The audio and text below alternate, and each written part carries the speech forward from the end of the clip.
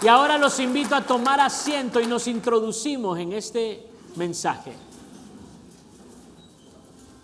¿Qué merecíamos? La muerte. ¿Qué recibimos? Gracia, perdón y vida. ¿Cuál fue el costo? Su vida entregada. Un sacrificio perfecto, completamente terminado. Nada queda por hacer. En esa cruz tomó nuestro lugar. La tumba vacía, nuestro grito de libertad. Hoy su misión es también mi llamado. Con mis manos plantar su reino en la tierra. Con mi voz proclamar que se han roto las cadenas. Que donde mis pies pisen, brille su esperanza. Gloria a Cristo, su cruz compró mi libertad. Gloria a Cristo, su resurrección me impulsa a misionar.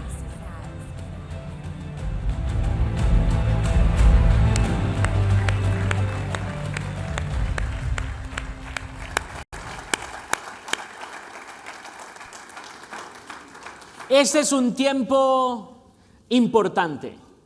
Hay verdades que no podemos olvidar. Hay verdades que son tan relevantes para las cuales creamos memoriales. Dedicamos un tiempo para poder recordarlas, para poder afirmarlas, para retomarlas. Porque si no, corremos el riesgo de olvidarlas. Y precisamente este es el tiempo que tenemos hoy. Este es el tiempo que dedicamos hoy. Hoy es el memorial de la cruz y la libertad. Y lo hemos dedicado así. Porque si olvidamos esta lección, si olvidamos el significado de este símbolo, corremos el riesgo de perder la vida plena y abundante que Cristo ya ha conquistado para nosotros, y de vivir a medias. La cruz es quizás el símbolo más reconocido en toda la historia, pero todos tienen ideas diferentes de lo que esta cruz puede significar. Entonces hoy queremos afirmar a luz de la palabra de Dios el significado de esta cruz. Esta cruz que es a la vez anuncio de libertad e impulso a la misión. Yo quiero pedirle que usted participe, que usted diga esto conmigo. Diga, esta cruz es a la vez anuncio de libertad e impulso a la misión. Y lo primero que tenemos que afirmar es que esta cruz representa la obra, el trabajo de Cristo a favor nuestro.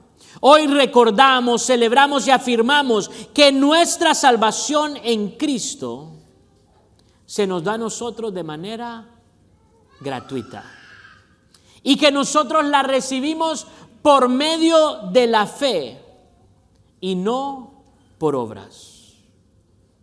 Y es que ese es el peligro. Fácilmente caemos en la religiosidad que busca salvar por obras, que busca hacer algo para Dios para ganar su favor, que busca torcerle el brazo a Dios para poder quizás sacarle una bendición. Y mucho más una bendición tan grande como nuestra salvación. Pero la verdad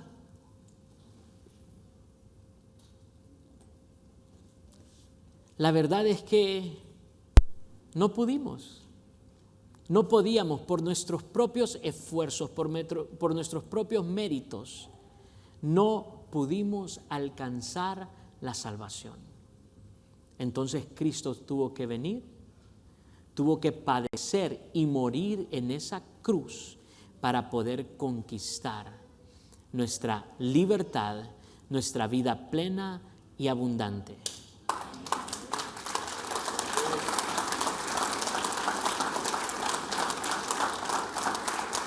Así que la fe es confiar en lo que Dios ha hecho por nosotros.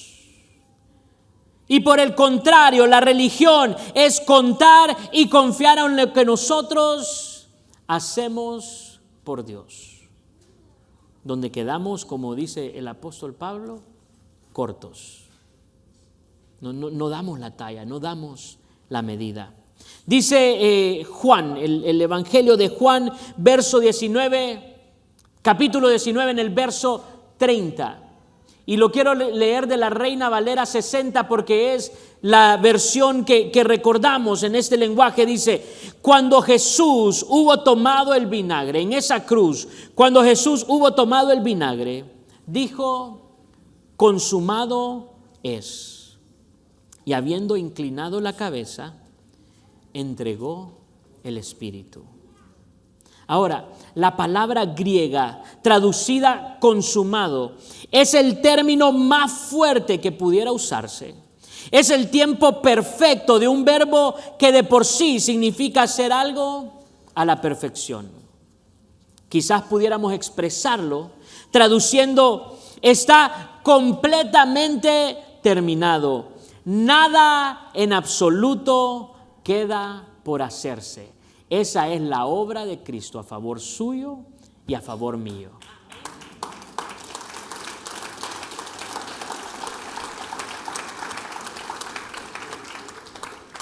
Y ahora escuche, bajo esa luz, cualquier intento del hombre de ganar la salvación por medio de sus buenas obras es en efecto un insulto para Dios Padre y para Dios Hijo.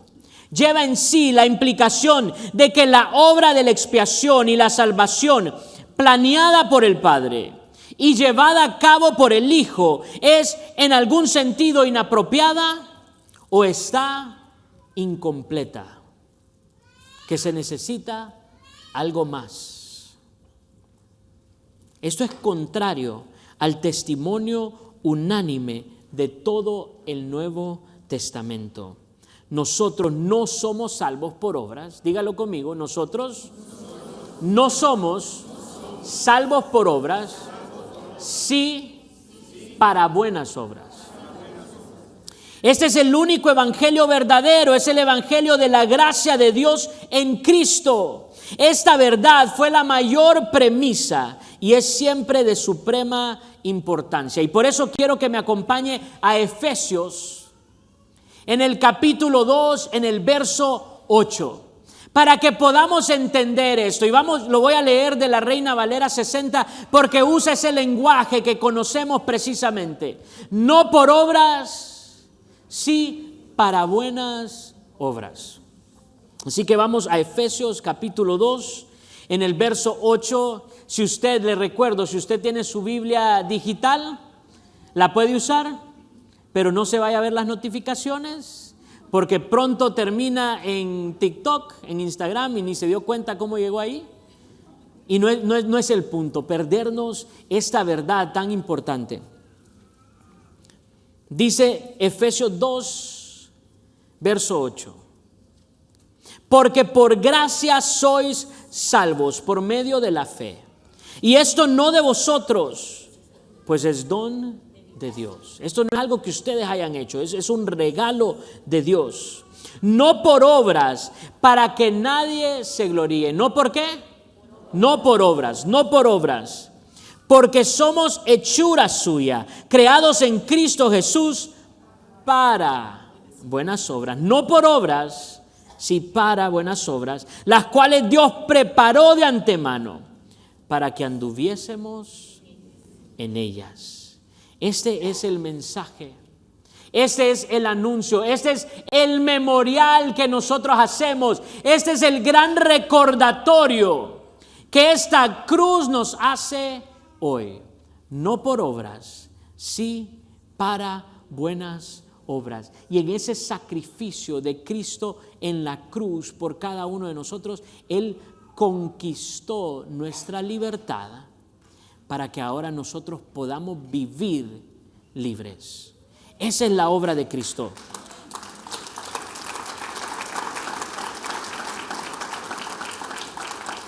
Diga esto conmigo: salvación es liberación.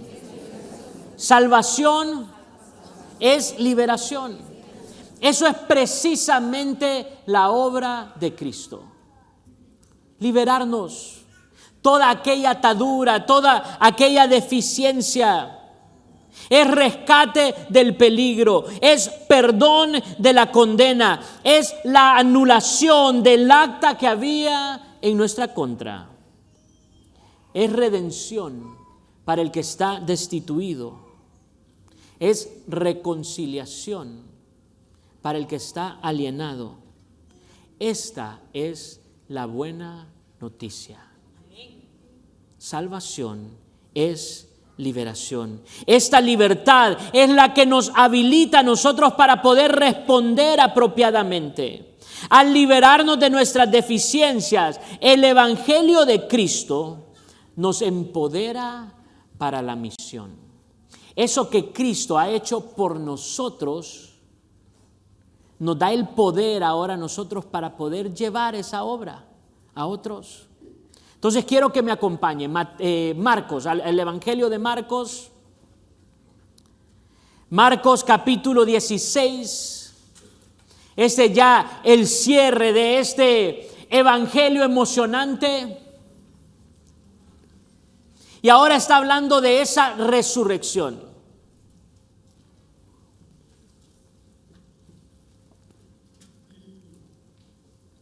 Y con esa nueva vida entonces viene la misión, que la conocemos como la comisión. Y como viene de Cristo, es la gran comisión, la obra de Él. El trabajo que Él ha hecho es el trabajo que Él ahora nos entrega a nosotros.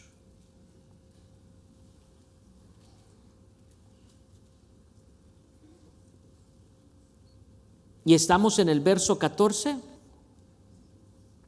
de Marcos 16. Dice: incluso más tarde se apareció a los 11 discípulos mientras comían juntos. Los reprendió por su obstinada incredulidad, porque se habían negado a creer a los que habían visto después de que resucitó. Porque se habían negado a creer a los que lo habían visto después que resucitó. Entonces les dijo: vayan por todo el mundo y prediquen la buena noticia a todos. Verso 17. Estas señales milagrosas acompañarán a los que creen. Expulsarán demonios en mi nombre y hablarán nuevos idiomas. Podrán tomar serpientes en las manos sin que nada les pase. Y si beben algo venenoso, no les hará daño. Pondrán sus manos sobre los enfermos y ellos sanarán. Cuando el Señor Jesús terminó de hablar con ellos, fue levantado al cielo y se sentó en el lugar de honor a la derecha de Dios. Y los discípulos fueron por todas partes y predicaron, y el Señor actuaba por medio de ellos, confirmando con muchas señales milagrosas lo que decían. La resurrección es la confirmación de la obra de Cristo en la cruz. Lo voy a repetir. La resurrección es la confirmación de la obra de Cristo en la cruz. Es el grito de victoria y de libertad, y es el impulso a la misión. Y esa es una libertad integral, una libertad completa. Es una libertad de todas nuestras culpas, de toda nuestra incapacidad, de nuestros miedos y amenazas y nuestras debilidades, que ahora se convierten entonces en esas capacidades para la misión. Y quiero detenerme un poco aquí, quiero desgranar un poco esa gran comisión. Porque la obra de Cristo a favor de sus discípulos, en ofrecerles libertad, en liberarlo de todas estas cosas, ahora esa misma obra es la que Él les está encomendando para que vayan y hagan. Y lo primero es que en su nombre echarán fuera demonios. Una de las cosas con las que más lidiamos nosotros son nuestras culpas. Y uno de los trabajos del enemigo y sus secuaces es precisamente acusarnos. Él es el acusador. Él es el que está recordándonos del pasado. Me marcaba el otro día, el pastor Rafael estaba aquí compartiéndonos y confesándonos eso. Esa voz, él dirigiendo alabanza para nosotros, y esa voz que dice: ¿y vos estás parado ahí? ¿Sabes lo que hiciste? ¿Sabes quién eras? ¿Cómo es posible? Esa voz de acusación, pero salvación es liberación. Y todas esas cadenas han sido rotas. Luego están nuestras incapacidades. A veces nos sentimos incapaces de poder comunicar, de poder avanzar juntos y en acuerdo, de poder traer ese acuerdo entre nosotros. Y recordamos entonces aquel caso de Babel, cuando las lenguas son confundidas y todo el avance que habían tenido, que había llamado la atención de Dios en aquel gran acuerdo que tenían, ahora se viene abajo.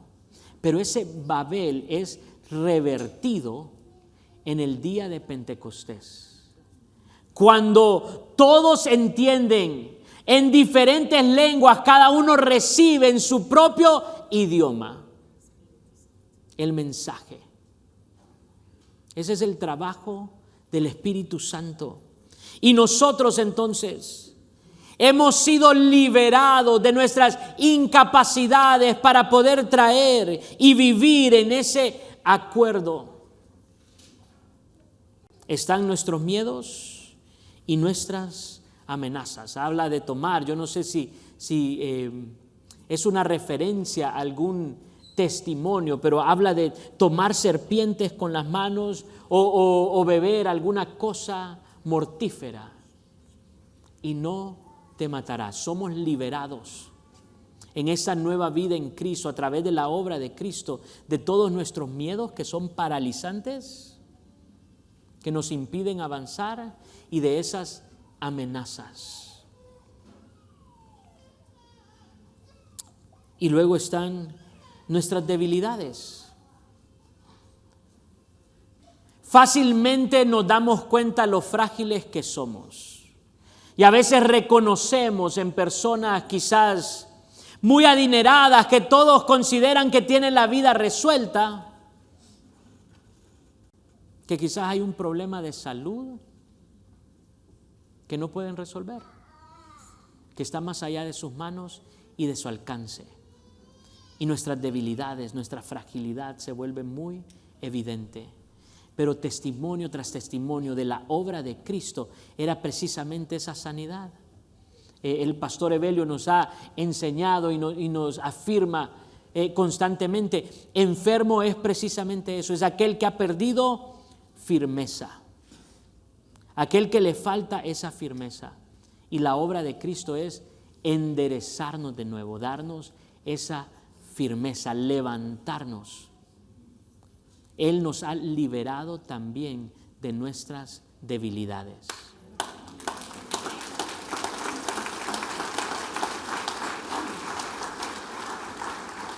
Y ahora toda esta obra liberadora que Cristo ha conquistado a través de la cruz para nosotros se convierte en nuestras capacidades para la misión. Porque Él dice: entonces ahora vayan y lleven el evangelio a todas partes. Y ahí nos dice, ¿verdad? Precisamente nos dice: estas señales milagrosas les acompañarán.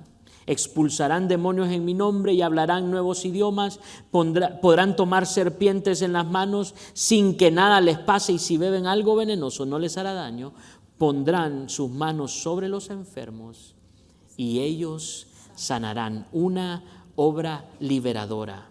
En Cristo nuestra libertad encuentra propósito.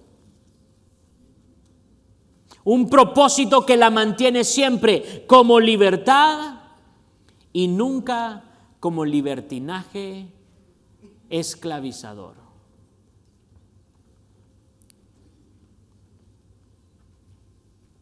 Y es que una de las cosas más maravillosas, más poderosas que el Evangelio hace por nosotros, que la conquista de Cristo en la cruz y su victoria en la resurrección nos da, es precisamente ese propósito, esa misión. Yo no sé si usted se ha encontrado a alguien o quizás ha pasado por algún momento de su vida donde no logra ver su propósito, donde no logra ver su camino, donde las cosas quizás no tienen sentido. Si puede haber una tragedia, es precisamente esa, porque la obra de Cristo completa en la cruz viene a darnos a nosotros precisamente una vida completa, plena y abundante, que incluye un propósito, que incluye una misión. Nuestra libertad tiene un propósito. Somos salvados para buenas obras. Y por eso quiero retomar entonces. Este año lo hemos nominado el año del reino y la misión cultural. Y es precisamente esa obra que hemos recibido de Cristo la que nos impulsa a este trabajo. Dice el punto 4 de nuestro separador del año: evangelizar es la responsabilidad esencial y primaria. Jesús es el corazón y el alma del evangelio. ¿Y qué es evangelio? Buenas noticias. Es el anuncio. Esto es lo que me ha pasado a mí. Ahora yo se lo tengo que contar a alguien. Y evangelizar, continúa, es mostrar con la propia vida un horizonte diferente y mejor para débiles y poderosos, levantando amorosamente sueños y animando a emplear el poder para empoderar a los impotentes. Este evangelio, que es poder, nos levanta, nos impulsa, nos empodera, y ahora usamos ese poder para empoderar a los impotentes. Y cita Juan 10:10: mi propósito es darles una vida plena y abundante. Suelte un aplauso, celebre esta verdad.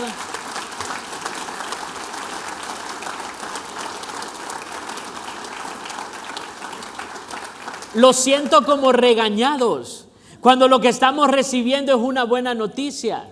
No sé si su idea era que usted pensaba que éramos salvos para simplemente estar echados, recibiendo la brisa en una hermosa tarde de verano, en una hamaca. Ya se lo están imaginando, ¿verdad? Somos salvados hay un propósito, porque si no, esa libertad se convierte en libertinaje que nos esclaviza. Dice el punto 8: atarse a la entrega es la única manera de ser libres. Atarse a la entrega es la única manera de ser libres. El compromiso con acción, el realizarse en lo que se hace por el bien social, el vencer la apatía y el desafecto por la política, que es el cuidado de la polis. Participando ahí donde se decide el presente y futuro, es la irradiación del hombre libre y responsable que determina su propio destino sin imposiciones.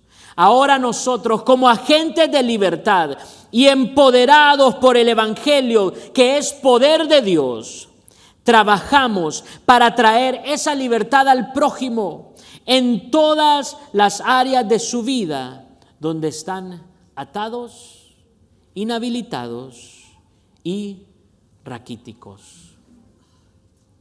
Ese es precisamente el mensaje. Ahora, nosotros corremos el peligro, por eso tenemos memoriales, por eso recordamos la obra de Cristo a favor nuestra, porque nosotros corremos el peligro de vivir una vida a medias, como si Cristo no hubiera resucitado. Y eso nos roba nuestro impacto, nos roba nuestra misión, ese impacto cultural. Y yo quiero usar este ejemplo de Lucas 24. Quiero que me acompañen, Lucas 24.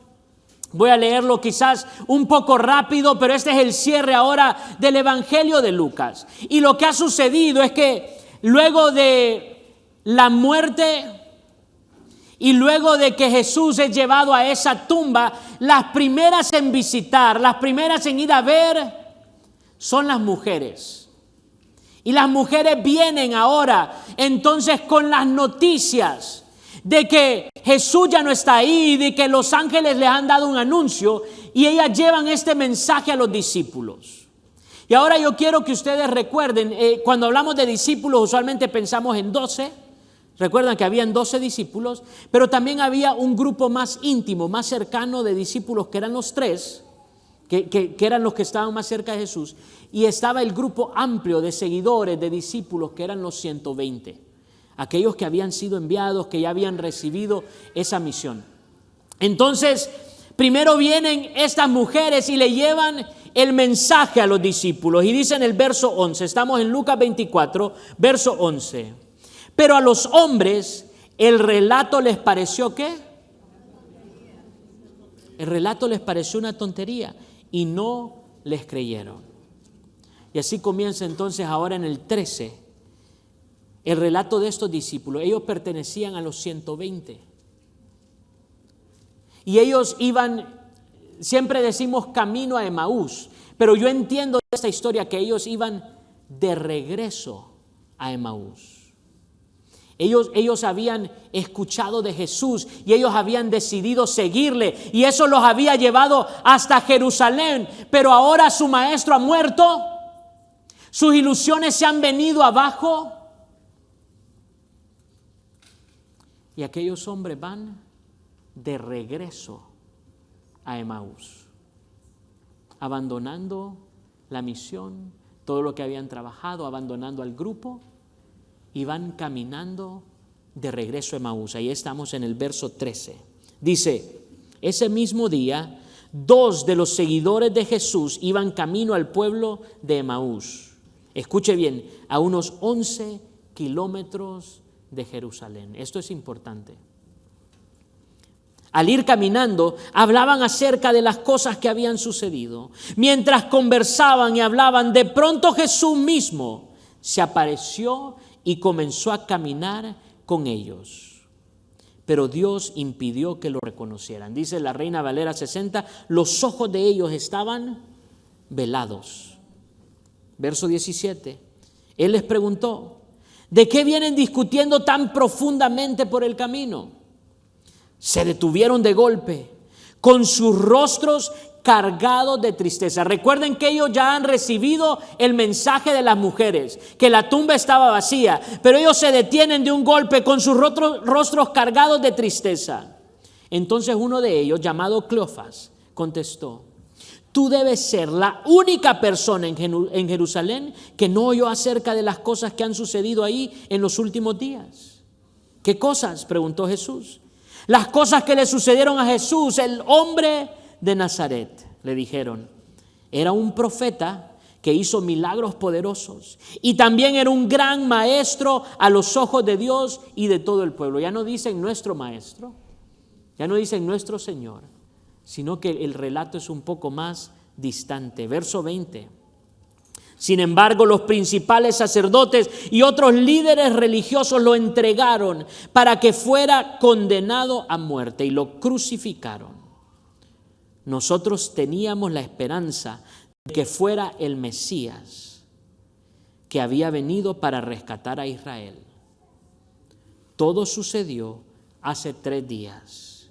No obstante, algunas mujeres de nuestro grupo de seguidores fueron a su tumba esta mañana temprano y regresaron con noticias increíbles. No dicen maravillosas, dicen increíbles. Dijeron que el cuerpo había desaparecido y que habían visto a ángeles quienes les dijeron que Jesús está vivo. Algunos de nuestros hombres corrieron para averiguarlo y efectivamente el cuerpo no estaba tal como las mujeres habían dicho. Entonces Jesús les dijo: ¡qué necios son! ¿Les cuesta tanto creer todo lo que los profetas escribieron en las Escrituras? ¿Acaso no profetizaron claramente que el Mesías tendría que sufrir todas esas cosas antes de entrar en su gloria? Entonces Jesús los guió por los escritos de Moisés y de todos los profetas, explicándoles lo que las Escrituras decían acerca de él mismo. Y ahora preste atención. Para entonces ya estaban cerca de Emaús. ¿Recuerdan los 11 kilómetros? Ya estaban cerca de Emaús y del final del viaje. Jesús hizo como que iba a seguir adelante, pero ellos les suplicaron: quédate con nosotros esta noche, ya que se está haciendo tarde. Entonces los acompañó a casa. Al sentarse a comer, dice que Jesús tomó el pan, como lo había hecho antes ya con ellos, que Jesús tomó el pan y lo partió y les dio de comer. Y que cuando Él les entrega el pan para comer, ¿qué sucede? Sus ojos son abiertos. Y aunque Jesús desaparece, Él permanece ahí con ellos en esa comunión, en esa comida. Y ellos dicen, este es el relato de ellos, cuando ellos reconocen, dice: tomó el pan, lo bendijo, luego lo partió y se lo dio a ellos. De pronto se les abrieron los ojos y lo reconocieron. Y en ese instante Jesús desapareció. Y escuche, entonces se dijeron el uno al otro: ¿no ardía nuestro corazón cuando nos hablaba en el camino y nos explicaba las Escrituras? Y este es el mayor milagro. En menos, verso 33, en menos de una hora estaban de regreso a Jerusalén. Les había tomado todo el día de camino, los 11 kilómetros, en llegar hasta aquel punto, y en menos de una hora, impulsados a la misión, retomando el propósito, siendo parte ahora de esa comunidad, recordando el sacrificio de Cristo y la vida que Él les había otorgado. Ahora ellos están de regreso en Jerusalén. Allí encontraron a los 11 discípulos y los otros que se habían reunido con ellos, quienes decían: el Señor ha resucitado.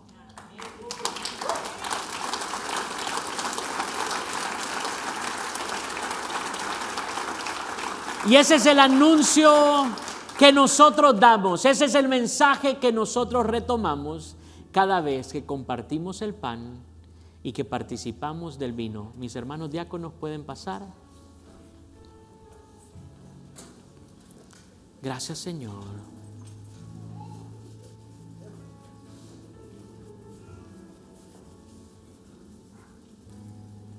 Que podamos conscientemente participar en esta comunión de este gran don de Dios a favor nuestro. Todos estamos invitados a participar.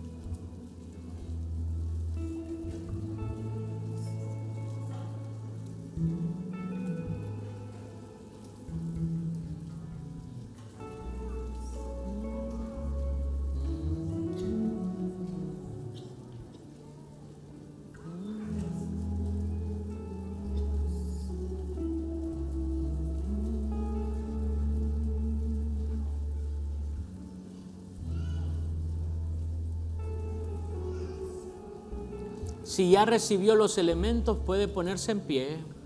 Si aún no los ha recibido, permanezca sentado. Nos esperamos los unos a los otros.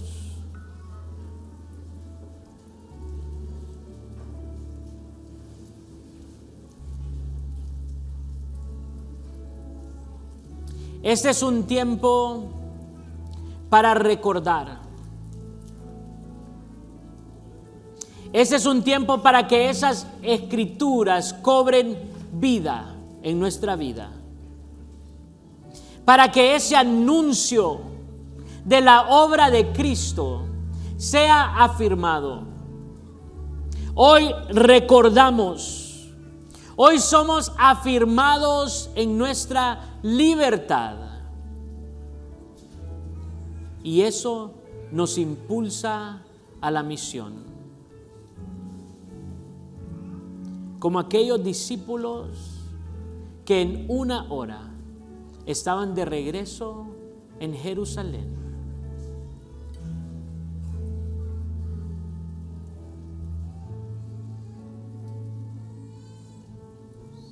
Nosotros somos invitados a este banquete. Cristo es el anfitrión y Él es el que se ofrece. Yo quiero que usted tome el pan y tome el vino y que primero alcemos el pan recordando sus palabras que nos dice: este es mi cuerpo quebrantado por ustedes. Cómanlo en memoria de mí. Participemos juntos.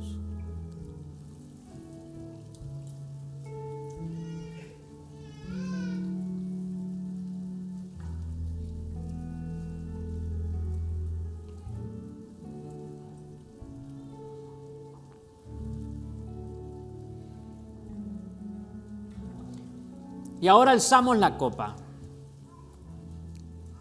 recordando las palabras de Cristo. Esta es mi sangre derramada por ustedes. Beban en memoria de mí. Y nosotros la alzamos bien en alto.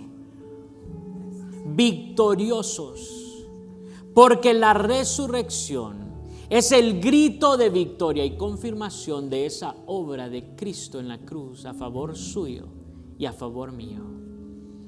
Y es esta libertad la que ahora nosotros nos impulsa, nos da propósito, nos envía a liberar a otros, a liberar a nuestra sociedad. Y así que juntos participamos.